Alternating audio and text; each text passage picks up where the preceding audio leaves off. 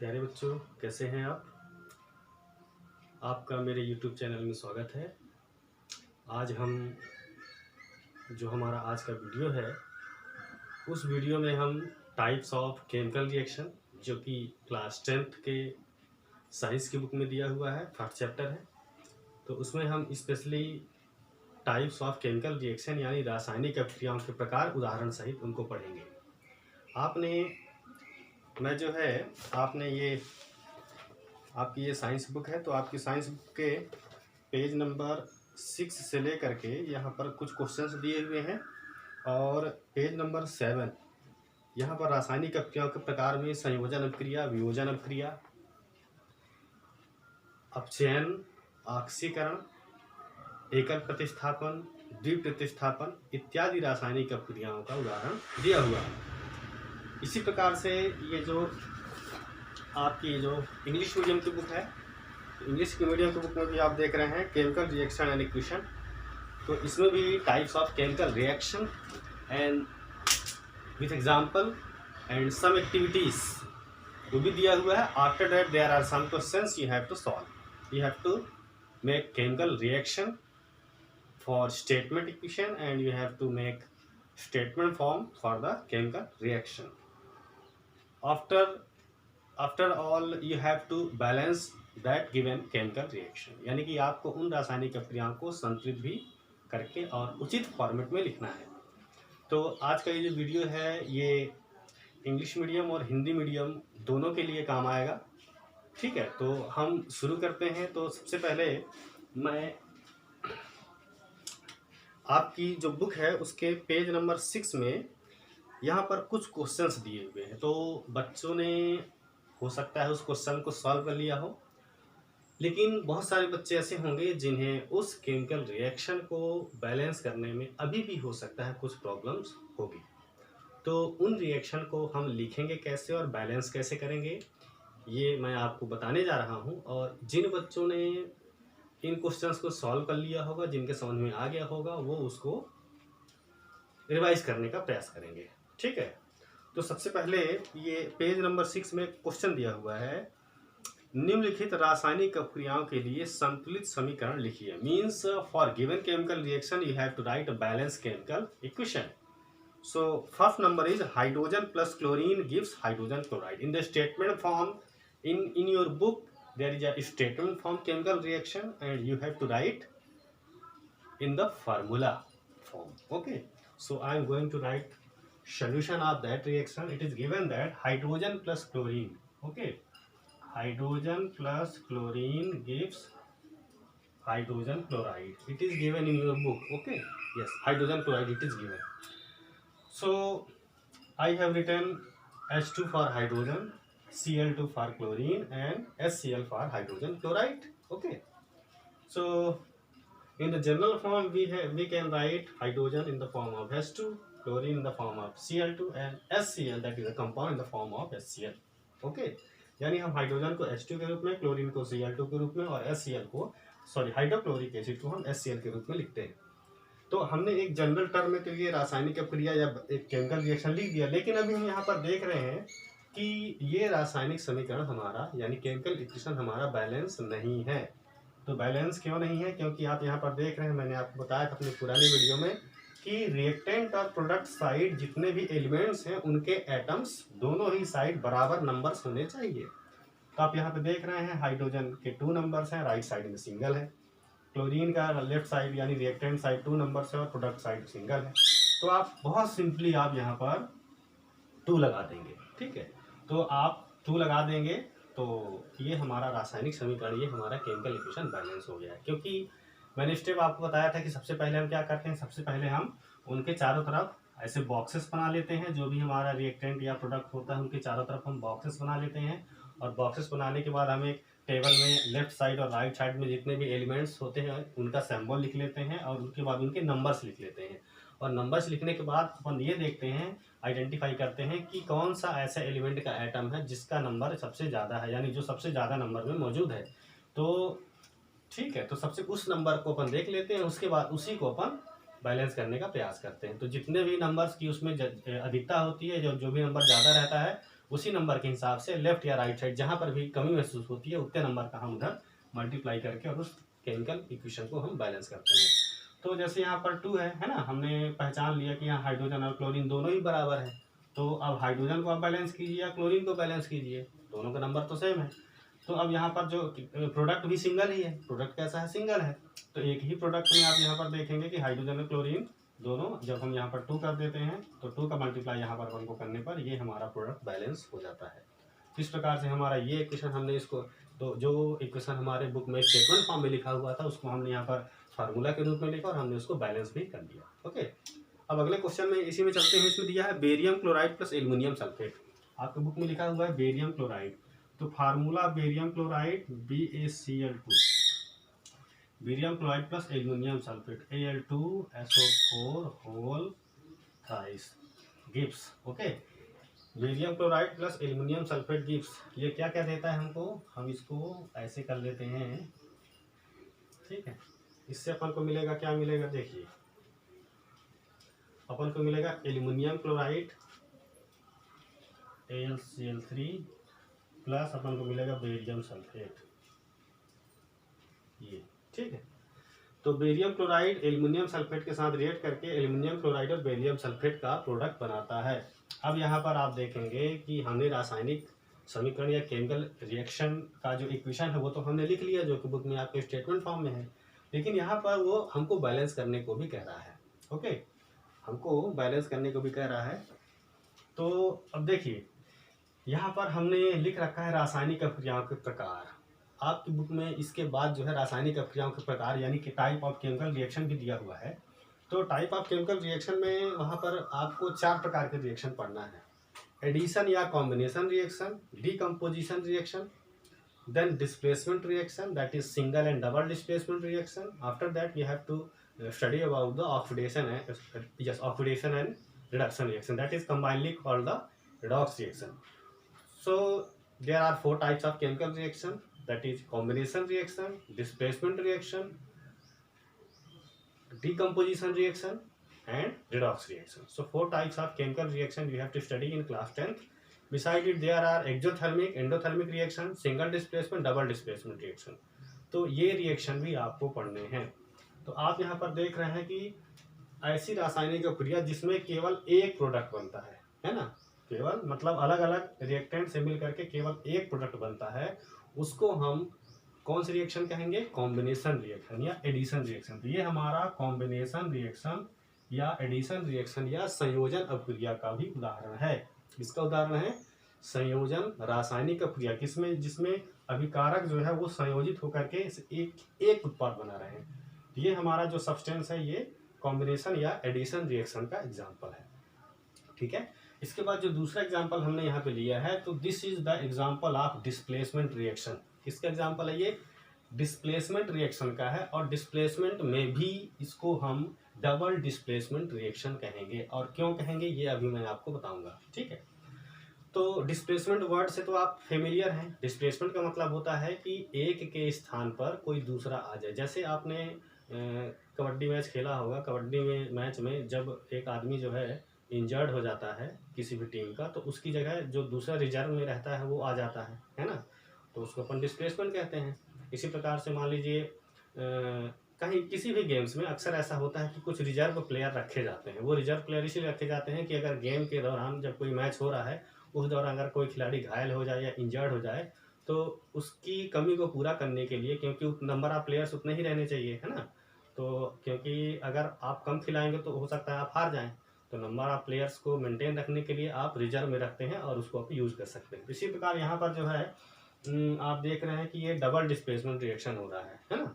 Double displacement reaction क्यों हो रहा है, क्योंकि आप यहाँ पर देख रहे हैं बेरियम, अभी रिएक्टेंट साइड में देखिए बेरियम के साथ क्लोरीन है और यहाँ पर एल्युमिनियम के साथ सल्फेट है, ठीक है। लेकिन यहाँ पर अब अदला बदली हो गई है, एल्युमिनियम के साथ ये क्लोरीन जुड़ गया है और बेरियम के साथ सल्फेट, यानी एक पॉजिटिव पार्ट दूसरे नेगेटिव के पार्ट, दूसरा पॉजिटिव पार्ट पहले नेगेटिव पार्ट के साथ कंबाइन हुआ है। तो ऐसी रिएक्शन को अपन क्या कहते हैं, इसको अपन कहते हैं डबल डिस्प्लेसमेंट। और अगर जिसमें सिर्फ जैसे मान लीजिए यहाँ पर कोई होता, ठीक है, जैसे कोई सिंगल रिएक्टेंट होता और उसमें से किसी नेगेटिव पार्ट का किसी दूसरे नेगेटिव पार्ट के द्वारा उसका सब्स्टिट्यूशन हो जाता, ठीक है, एक ही भाग में सब्स्टिट्यूशन होता है, तो उसको हम सिंगल डिस्प्लेसमेंट रिएक्शन कहते हैं।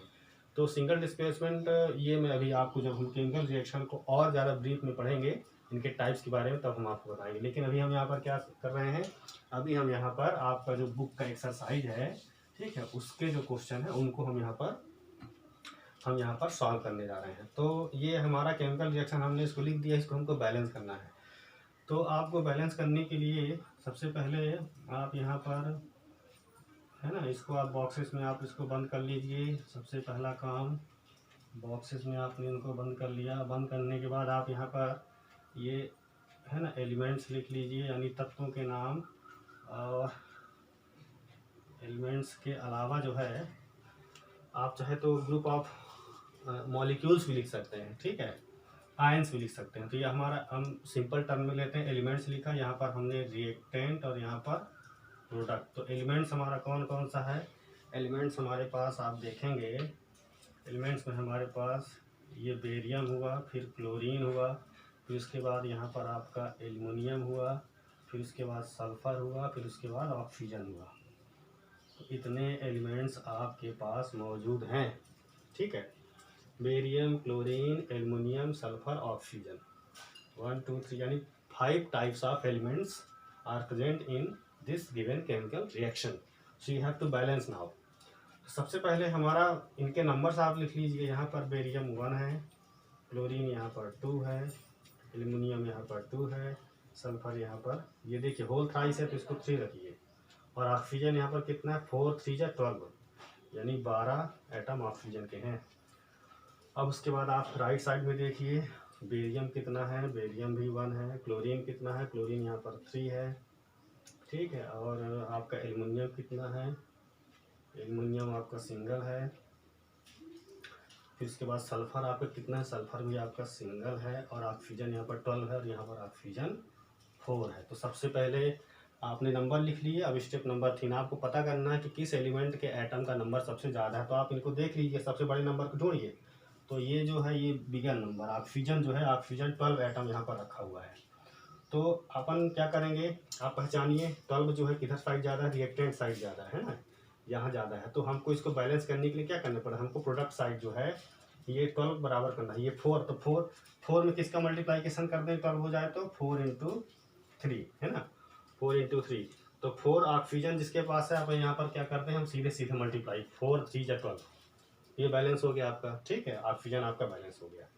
अब जब ऑक्सीजन आपका बैलेंस हो गया तो आप देखिए ऑक्सीजन जो है किसकी, ऑक्सीजन के साथ यहाँ पर बेरियम और सल्फर है, 2 है। तो जब ऑक्सीजन को हम बैलेंस करते हैं राइट साइड, तो बेरियम यहाँ पर 3 हो गया, रिएक्टेंट साइड 1 है, रिएक्टेंट साइड क्या है, 1 है। तो आपको इस बेरियम, ये जो ऑक्सीजन के साथ आपने जब 12 किया था 3 का मल्टीप्लिकेशन, तो 3 यहाँ पर अनबैलेंस हो गया, देखिए ये 1 है ना। आपने ऐसा किया तो यहाँ पर भी ये 3 हो गया है। ये कितना हो गया है, 3 हो गया है, ऑटोमेटिकली बेरियम 3 हो गया है। और सल्फर जो है ये भी ऑटोमेटिकली कितना हो गया है, ये 3 हो गया। यानी आपने इसको किया मल्टीप्लाई बाय 3 किया तो ये दोनों ऑटोमेटिकली 3 हो गए।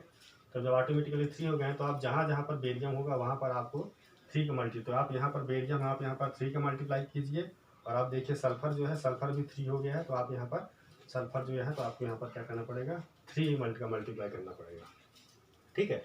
तो आपने जब ऑक्सीजन को बैलेंस करने की कोशिश की तो आपके सल्फर और बेरियम दोनों अनबैलेंस हो गए। अब उनको बैलेंस करने के लिए आपने रिएक्टेंट साइड में बेरियम और एल्युमिनियम के लिए यहाँ पर 3 का मल्टीप्लाइकेशन कर दिया, ठीक है। तो हमने यहाँ पर किसका मल्टीप्लाइकेशन कर दिया, रिएक्टेंट साइड 3 का, और ये यहाँ पर। अच्छा, अब एक और चीज़ देखिएगा, है ना। तो इस प्रकार से सल्फर यहाँ पर 3 था और पहले जो है तो ठीक 3 था, ठीक है ना। अब यहाँ पर हमारा बैलेंस हो गया। तो 1 मिनट, सल्फर तो ऑलरेडी 3 है, इसको अभी आप मत करिए। सल्फर कितना है आपका, ऑलरेडी यहाँ पर 3 है। तो सल्फर 3 है, तो हमको यहाँ पर बैलेंस करने की भी ज़रूरत नहीं है, ठीक है।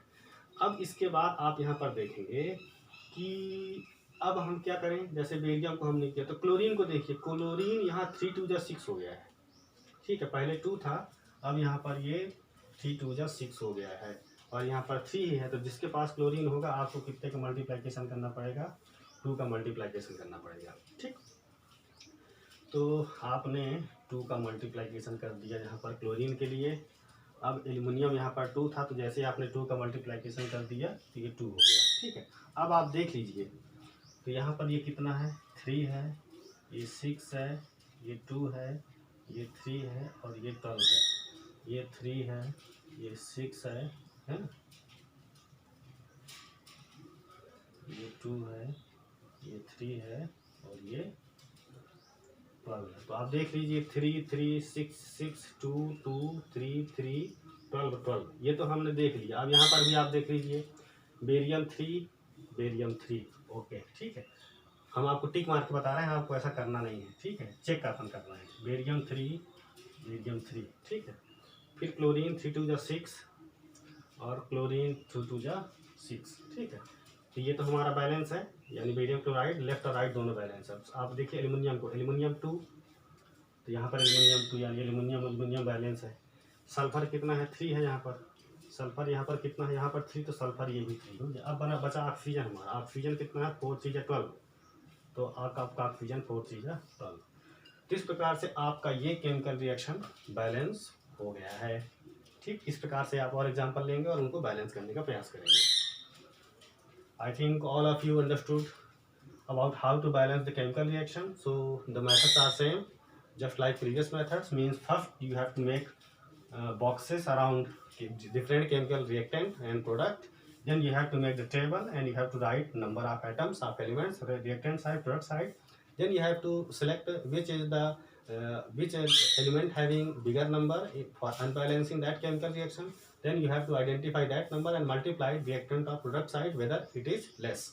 So after multiplying, then balancing, then balance, and gradually you have to balance all atoms of different element by multiplication of the numbers from the reactant on the reactant and whether on the product side. So after that, in the final you have to check if reactant number and product number atoms of the element in the reactant and product side both are equal, then your chemical reaction is balanced. So you have to follow this method and take more examples.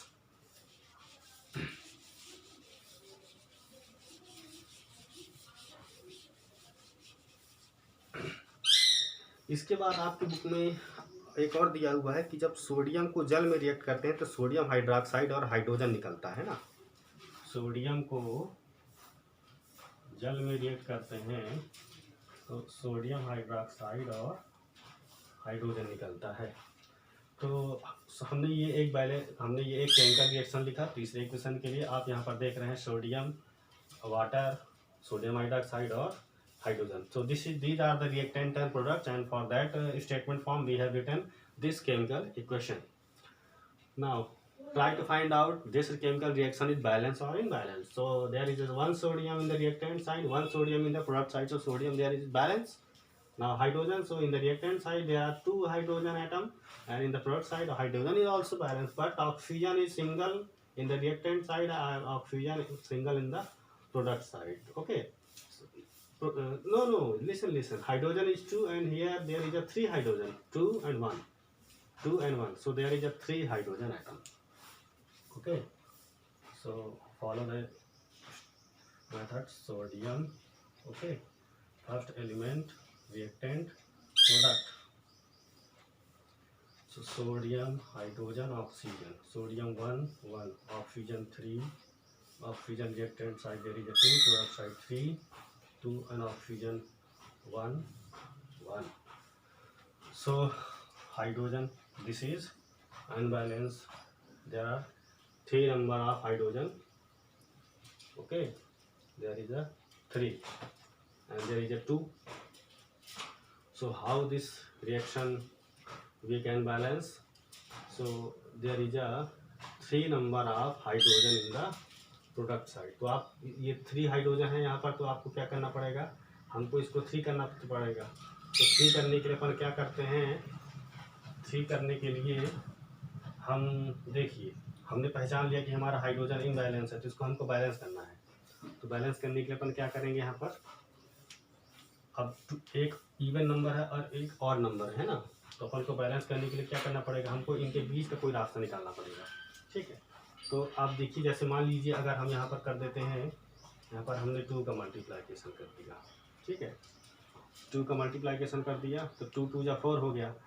ठीक है, कितना हो गया 2 2 जा 4। इसमें हमने multiply किया, हमने यहाँ पर 2 का मल्टीप्लाई किया तो ये 2 2 जा 4 हो गया। अब जब हम 2 2 जा 4 करते हैं तो ऑक्सीजन हमारा क्या हो गया, यहाँ पर 2 हो गया है ना, ऑक्सीजन 2 हो गया। तो अपन को क्या करना पड़ेगा, हमको प्रोडक्ट साइड भी 2 का मल्टीप्लाइकेशन करना पड़ेगा।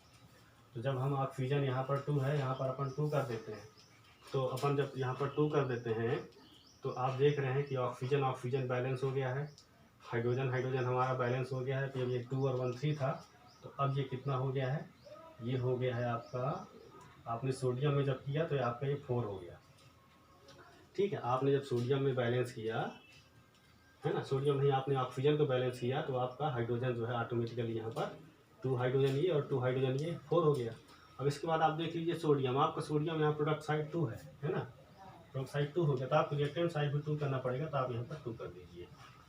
तो अब आप देख लीजिए क्या आपका केमिकल रिएक्शन बैलेंस है, 2 सोडियम 2 सोडियम, 2 2 जा 4 hydrogen, 2 and 2 4 hydrogen, 2 oxygen then 2 oxygen. So this chemical reaction is also balanced. Okay, तो इस तरीके से आप अपने केमिकल रिएक्शन को बैलेंस कर सकते हैं। इसके बाद आपके बुक में क्वेश्चन नंबर 3 यहाँ पर दिया है पेज नंबर 6 में कि निम्नलिखित अभिक्रियाओं के लिए उनकी अवस्था के संकेतों के साथ संतुलित रासायनिक समीकरण लिखिए। अवस्था के संकेतों का मतलब ये होता है कि किसी भी रिएक्टेंट को जब अपन किसी भी सब्सटेंस को अपन जब केमिकल रिएक्शन के फॉर्मेट में लिखते हैं तो वो केमिकल रिएक्शन हमारा किस स्टेट में है, whether it is liquid state और इन सॉलिड स्टेट और इन सॉल्यूशन फॉर्म और in the gaseous form. Okay, इसी प्रकार से प्रोडक्ट साइड में अपन लिख सकते हैं, यानी कि जब अपन सॉलिड सॉलिड को रिएक्ट कराते हैं तो जैसे मान लीजिए हमने एक सॉलिड सब्सटेंस लिया और एक दूसरा सॉलिड सब्सटेंस लिया, उन दोनों को मिक्सअप किया, उन दोनों को मिक्सअप करने के बाद जो प्रोडक्ट बना के वो किस फॉर्म में है, तो रिएक्टेंट और प्रोडक्ट वो किस स्टेट में रिएक्ट कर रहे हैं, सॉलिड फॉर्म में रिएक्ट कर रहे हैं, लिक्विड फॉर्म में रिएक्ट कर रहे हैं या गैस फॉर्म में रिएक्ट कर रहे हैं, उसके सिंबल के साथ अपन जब लिखते हैं तो उसको अपन क्या कहते हैं, उसको ये जो क्वेश्चन कह रहा है कि writing chemical reaction in the with the state form. Okay, form of state of reactant and product, यानी रिएक्टेंट और प्रोडक्ट को उनके संकेतों के साथ, उनकी अवस्थाओं के साथ अपन जब संकेत के रूप में लिखते हैं तो ये जो क्वेश्चन यहाँ पर पूछ रहा है। तो इसमें यहाँ पर कह रहा है कि जल में बेरियम क्लोराइड तथा सोडियम सल्फेट के विलयन, देखिए यहाँ पर बोल रहा है जल में, यानी solution of barium chloride and solution of sodium sulphate okay in the water. तो सोडियम सल्फेट और बेरियम क्लोराइड को हम वाटर में घोल करके बनाएंगे, तो वाटर में अपन जब उसको अपन करेंगे तो उसको अपन लिक्विड फॉर्म में करते हैं, लिक्विड या एक्वस फॉर्म। ओके, तो सबसे पहले केमिकल रिएक्शन अपन लिख देते हैं, बेरियम क्लोराइड तथा सोडियम सल्फेट, है ना, बेरियम क्लोराइड तथा सोडियम सल्फेट ये रिएक्ट करके क्या बनाते हैं, ये बोल रहा है सोडियम क्लोराइड का विलयन, सोडियम क्लोराइड का विलयन यानी सोडियम क्लोराइड का विलयन तथा जल में अघुलनशील बेरियम सल्फेट का अवक्षेप, बेरियम सल्फेट का अवक्षेप यानी PPT। ठीक है, अवक्षेप आप जानते होंगे, अवक्षेप का मतलब होता है प्रेसिपिटेट। अब ये प्रेसिपिटेट क्या होता है मैं आपको बताता हूँ। आप जब किन्हीं दो चीज़ों को मान लीजिए, एक बिल्कुल क्लियर लिक्विड दिख रहा है ना, बिल्कुल क्लियर सोल्यूशन दिख रहा है, एक दूसरा बिल्कुल क्लियर सोल्यूशन दिख रहा है, लेकिन आप जब दोनों को जैसे पानी मिलाए और पानी को मिलाने के साथ कोई सफ़ेद अवक्षेप टाइप का हो गया तो उसको हम प्रेसिपिटेट कहते हैं। जैसे आपने देखा होगा बरसात का पानी जो होता है, बरसात का पानी आप कहीं भी देखें तो वो बिल्कुल गंदा दिखता है ना, उसमें आप अपना चेहरा नहीं देख सकते क्योंकि उसमें मिट्टी घुली रहती है। और जब बरसात थम जाती है और वो पानी कहीं एकत्रित हो जाता है तो बहुत धीरे धीरे उसमें घुले हुए जो सब्सटेंस रहते हैं, जो मिट्टी वगैरह रहती है, वो बिल्कुल नीचे तलहटी में बैठ जाती है ना, बिल्कुल नीचे सरफेस पे बैठ जाती है। और जब नीचे सरफेस पे बैठ जाती है तो वो पानी बिल्कुल क्लीन दिखता है और आप ऐसे देखेंगे तो आपको अपना चेहरा सतह पे दिखाई देगा, है ना। तो वो जो नीचे बैठ गया है वो अवक्षेप है। अब जैसे मान लीजिए आप कभी अचानक से ऐसी जगह किसी नदी या तालाब में आप गए होंगे, नहाने गए होंगे, तो जब हम घुसते हैं उसमें जैसे ही हमने पैर रखा और पता चला वहाँ के नीचे की जो मिट्टी होती है वो ऊपर आ जाती है, और जैसे ऊपर नीचे की मिट्टी ऊपर आ जाती है तो वो पानी क्या हो जाता है, गंदा हो जाता है। यानी वो जो अवक्षेप वो जो बैठा हुआ है वो कहाँ आ गया, वो ऊपर आ गया। तो इसी प्रकार से जब हम दो रिएक्टेंट को आपस में मिलाते हैं और रिएक्टेंट को मिलाने के साथ कोई ना कोई ऐसा सब्सटेंस बनता है, सॉलिड सब्सटेंस, ठीक है, वो उसको क्या कर देता है, वो उसको मतलब ट्रांसपेरेंट नहीं रहने देता, वो बिल्कुल दिखता नहीं, इस बार बार आप उसको नहीं देख सकते, तो उसको हम क्या कहते हैं, अवक्षेप कहते हैं। और उस अवक्षेप को आप अलग भी कर सकते हैं, जब आप उसको फिल्टर पेपर में छानेंगे तो वो जो सब्सटेंस है, सॉलिड सब्सटेंस जो अवक्षेप फॉर्म में है या प्रिसिपिटेट के फॉर्म में है, वो फिल्टर पेपर पे रह जाता है, और जो एक्सट्रैक्ट है, निस्यंद जो है, वो नीचे तलहटी में आ जाता है या दूसरे बर्तन में उसको ट्रांसफ़र कर दिया जाता है। तो इस प्रकार से आप जो है अवक्षेप को सॉल्यूशन से सेपरेट कर सकते हैं। तो ये जो हमारा रिएक्शन इसमें कह रहा है कि बेरियम क्लोराइड सोडियम सल्फेट है ना, ये वाटर में है, तो आप यहाँ पर इसको एक्वस, AQ फॉर एक्वस है ना, ये भी AQ फॉर एक्वस। तो एक्वस के लिए आप लिक्विड भी ले सकते हैं, है ना, क्या ले सकते हैं, लिक्विड, एल मतलब लिक्विड।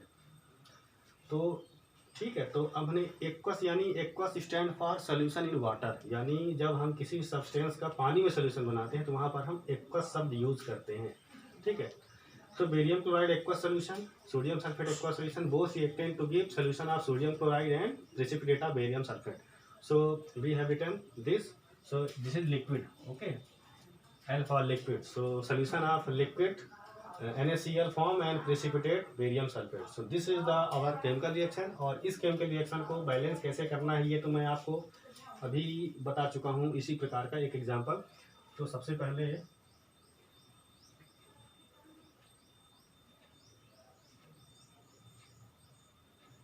है ना, आपको यहाँ पर सबसे पहले आप इनको बॉक्सेस में बंद कर लीजिए, बॉक्सेस में बंद करने के बाद जो है आप एलिमेंट्स का नाम लिख लीजिए, है ना, रिएक्टेंट साइड और ये प्रोडक्ट साइड। तो एलिमेंट कौन कौन सा है, बेरियम है, क्लोरीन है, सोडियम है, सल्फर है, ऑक्सीजन है।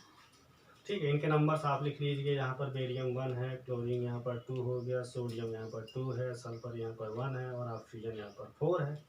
प्रोडक्ट साइड यहाँ पर 1 है, सोडियम क्लोरीन यहाँ पर 1 है, बेरियम भी यहाँ पर, सोडियम कहाँ गया, है ना, बेरियम 1 है, क्लोरीन 2 है, यहाँ पर क्लोरीन 1 है, इसके बाद सोडियम 1 है, सोडियम 2 है यहाँ पर, और यहाँ 1 है ना, सोडियम 1 हो गया, और सल्फर यहाँ पर कितना है, 1 है, और ऑक्सीजन यहाँ पर आपका 4 है। तो आप देख रहे हैं कि आपका कौन सा सब्सटेंस अनबैलेंस है जो बिगर नंबर में है। तो आप यहाँ पर देख रहे हैं सोडियम और क्लोरीन दोनों ही यहाँ पर अनबैलेंस है, यहाँ पर 2 है और यहाँ पर 1 है। ठीक है, रिएक्टेंट साइड 2 है, तो आप चाहे सोडियम को बैलेंस कीजिए चाहे क्लोरीन को बैलेंस कीजिए, है ना। सबसे पहले तो हम यहाँ पर सोडियम को ले लेते हैं। तो आप देख रहे हैं सोडियम यहाँ पर 2 है और रिएक्टेंट साइड प्रोडक्ट साइड 1 है, तो जहाँ पर सोडियम है वहाँ पर अपन 2 कर देते हैं ये। तो बड़े इत्तेफाक की बात है कि सोडियम और क्लोरीन दोनों यहाँ पर साथ में है, तो अपन ने यहाँ पर 2 का मल्टीप्लाइकेशन कर दिया, है ना। तो ये दोनों ऑटोमेटिकली यहाँ पर क्या हो गए हैं, ये बैलेंस हो गए। तो अब आप चेक करिए कि आपका केमिकल रिएक्शन बैलेंस है कि नहीं है। तो barium 1 chlorine 2 sodium 2 sulphur 1 oxygen 4। So now this chemical reaction is balanced. तो हमारा ये केमिकल इक्वेशन जो है वो बैलेंस हो गया है और हमने इनको उसके फॉर्म में लिख दिया है। तो यहाँ पर प्रेसिपिटेट आया तो प्रेसिपिटेट यानी उसको सॉलिड, प्रेसिपिटेट सॉलिड फॉर्म में रहता है, तो आप यहाँ पर सॉलिड भी लिख सकते हैं। ठीक है, क्या लिख सकते हैं, solid form. So BaCl2 aqueous, sodium sulphate aqueous, sodium chloride liquid and barium sulphate solid. So this is the state notification of this chemical reaction. Okay, state notification of reactant and product in this chemical reaction we have written. So now questions of solution of questions on the page number 6 we have done, we have completed. Okay, अब अपन आ जाते हैं type of chemical reaction में। In brief I will explain you, आपकी book में जो दिया हुआ है उसी के हिसाब से हम आगे बढ़ेंगे। बहुत सारे एग्जांपल्स अपन ले सकते हैं, लेकिन कुछ बच्चे फिर कंफ्यूज हो जाते हैं कि सर इतने सारे केमिकल रिएक्शन हम कैसे पढ़ें। ठीक है, NCERT का ही बहुत सारा हो गया है, तो ऐसे बच्चों के लिए भी हम बोलते हैं ठीक है भाई आप NCERT के ही पूरे बुक्स पढ़ो, पूरे क्वेश्चंस पढ़ो, है ना। जो बच्चे बताते हैं सर और एग्जाम्पल बताइए, फिर अपन उन बच्चों के लिए और एग्जाम्पल्स भी बताते हैं, क्योंकि लाखों केमिकल रिएक्शन अपन एग्जाम्पल दे सकते हैं। तो बुक में जो टाइप ऑफ केमिकल रिएक्शन है, टाइप्स ऑफ केमिकल रिएक्शन, है ना। तो टाइप ऑफ केमिकल रिएक्शन में सबसे पहले कॉम्बिनेशन, इसको अपन एडिशन भी कहते हैं, ठीक है। एडिशन रिएक्शन, एडिशन की स्पेलिंग ADDI है ना, ADDITION कि ADITTION, आप देख लीजिएगा, है ना। नहीं, ADITION, एडिशन। ओके, कंफर्म कर लिया जाए थोड़ा सा, मैं खुद भूल गया बताते बताते। ओके, तो आपके इसमें एडिशन दिया हुआ है कि नहीं दिया हुआ है, कॉम्बिनेशन दिया हुआ है, एडिशन की स्पेलिंग में खुद भूल गया, बताइए, है ना। कोई बात नहीं, आप देख लीजिएगा। तो ये एडिशन हुआ, है ना, कॉम्बिनेशन हुआ, इसको हम हिंदी में योगात्मक अभिक्रिया कहते हैं। इसके बाद दूसरा जो है वो है डीकम्पोजिशन, इसको अपन योगात्मक या संयोजन भी कहते हैं, ठीक है, योगात्मक या संयोजन। और ये जो डीकम्पोजिशन को अपन वियोजन भी कहते हैं, है ना, वियोजन अभिक्रिया। So combination reaction, decomposition reaction, then third is displacement, displacement, ठीक है। डिस्प्लेसमेंट का मतलब होता है प्रतिस्थापन, ठीक है। That is two type, single and double. तो एकल प्रतिस्थापन और द्विप्रतिस्थापन, ओके। एकल प्रतिस्थापन और द्विप्रतिस्थापन ये टाइप ऑफ रिएक्शन है डिस्प्लेसमेंट के। चौथा आपको जो पढ़ना है, आपको पढ़ना है रेडॉक्स रिएक्शन, है ना। तो रेडॉक्स के 2 टाइप्स हैं, red for reduction and ox for oxidation. तो इसको हम क्या कहते हैं, इसको हम रेडॉक्स अभिक्रिया, रेडॉक्स अभिक्रिया। तो रिडक्शन को हम कहते हैं अपचयन, अपचयन, और इसको कहते हैं ऑक्सीकरण, ऑक्सीकरण अभिक्रिया। तो इंग्लिश में हो गई combination reaction, decomposition reaction, displacement reaction, redox reaction. There are 2 type of displacement reaction, single and double, and 2 types, 2 forms. There are 2 forms, that is for redox, that is reduction and oxidation, because combinedly reduction reaction और oxidation reaction we call redox reaction. Hindi में अपन इसको संयोजन अभिक्रिया, वियोजन अभिक्रिया, फिर प्रतिस्थापन अभिक्रिया, एकल प्रतिस्थापन, द्विप्रतिस्थापन अभिक्रिया, और इसको हम ऑक्सीकरण एवं अपचयन रासायनिक अभिक्रिया कहेंगे। इसके अलावा बीच में ही कुछ रासायनिक अभिक्रियाओं में आपने देखा होगा बहुत ज़्यादा मात्रा में हीट निकलती है, ऊष्मा निकलती है ना। तो ऐसी रिएक्शन जिसमें रासायनिक अभिक्रिया के साथ ऊष्मा निकलती है या हीट निकलती है, उसको अपन क्या कहते हैं, exothermic reaction, exothermic chemical reaction. और जिसमें एनर्जी एब्जॉर्ब होती है उसको अपन कहते हैं एंडोथर्मिक, एंडोथर्मिक। तो एक्सोथर्मिक और एंडोथर्मिक यानी ऊष्मा क्षेपी अभिक्रिया और ऊष्मा शोषी अभिक्रिया, ओके। ऊष्मा क्षेपी रासायनिक अभिक्रिया और ऊष्मा शोषी। तो ऊष्मा क्षेपी रासायनिक अभिक्रिया और ऊष्मा शोषी रासायनिक अभिक्रिया, ओके। तो आपने देख लिया यहाँ पर कुछ रासायनिक अभिक्रियाओं के प्रकार, आपके 10th क्लास की NCERT बुक में है। हम इनके कुछ एग्जाम्पल्स ले लेते हैं।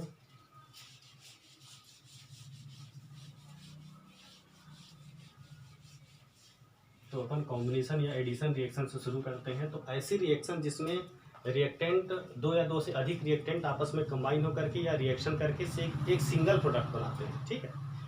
तो वास्तव में रासायनिक अभिक्रिया का मतलब क्या होता है, आपने कुछ प्रॉपर्टीज या कुछ गुणों के आधार पर बताया होगा कि रासायनिक अभिक्रियाएं होती हैं, यानी कि जिसमें रंग परिवर्तन हो जाए, है ना, अभिकारकों के रंग परिवर्तन हो जाए, और कोई नया प्रोडक्ट बन जाए, कोई गैस निकले, टेम्परेचर में परिवर्तन हो जाए, यानी 3-4 प्रकार के प्रोसेस अगर आपके संभव हो जाए 2 रिएक्टेंट को मिलाने से, तो आप ये कहेंगे कि रासायनिक अभिक्रिया वहाँ पर हुई है। और वास्तव में रासायनिक अभिक्रिया का मतलब होता है कि पुराने बंध का टूटना और नए बंध का बनना, ठीक है। Means formation of new bonds between the chemicals, between the different chemicals, okay. So breaking of old bond and formation of new bond, यानी पुराने बंध का टूटना और नए बंध का निर्माण होना, ये क्या है, रासायनिक अभिक्रिया को बताता है।